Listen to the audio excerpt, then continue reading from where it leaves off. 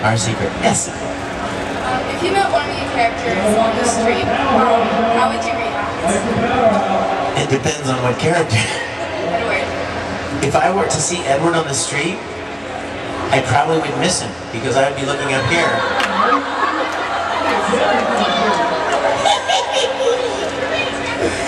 Yes, sir. Do you have any work for video games coming up?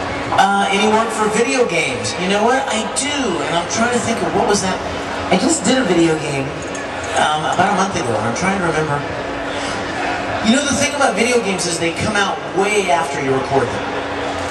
Like, the voice recordings are some of the first things they do for video games. And then it's like months and months and months before the game comes out. And if you work regularly, by the time the game comes out, you don't even remember what you did.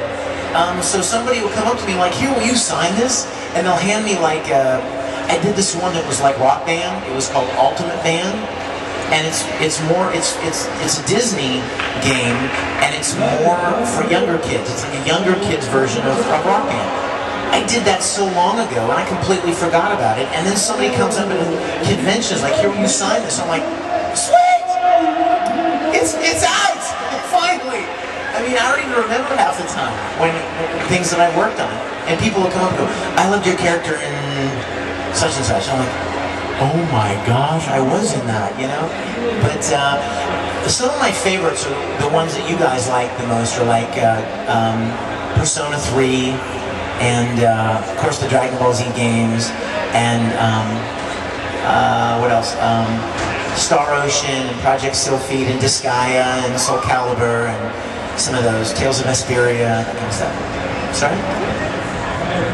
I play Mao in Disgaea, and he sounds just like every other character, right? Okay, let's take one last question. And here's the way this is. I want to let you guys know something real quick before I forget.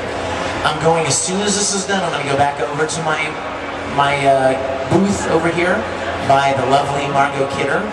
And I'm gonna stay there for just a little bit longer. If you guys have anything I can sign for you, come on over and let me do that because they're getting us out of here to catch an airplane in a little while.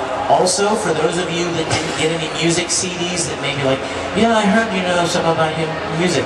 I have 4 different music CDs that's all original stuff, and I would love for you guys to get one if you'd like, and I'll be happy to sign that for you as well. So let's take one last question right here. Crazy fan stories? I don't have any crazy fan stories. Fans aren't crazy at all.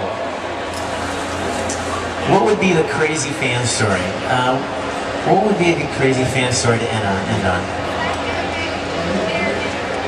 Yeah, that is a good one. And I'll tell that one since you're neighbors with SAC Anime.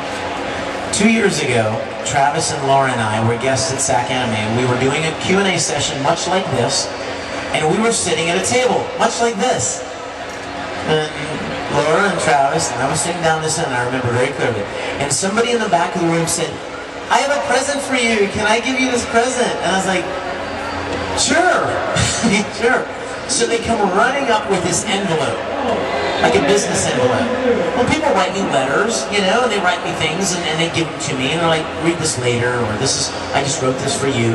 So I take this, and I'm holding the business envelope, and the girl that brought it up, she's like, go ahead, open it. And I was like, oh, you want me to read it now? I mean, the whole room full of people. And she's like, yeah, go ahead, open it.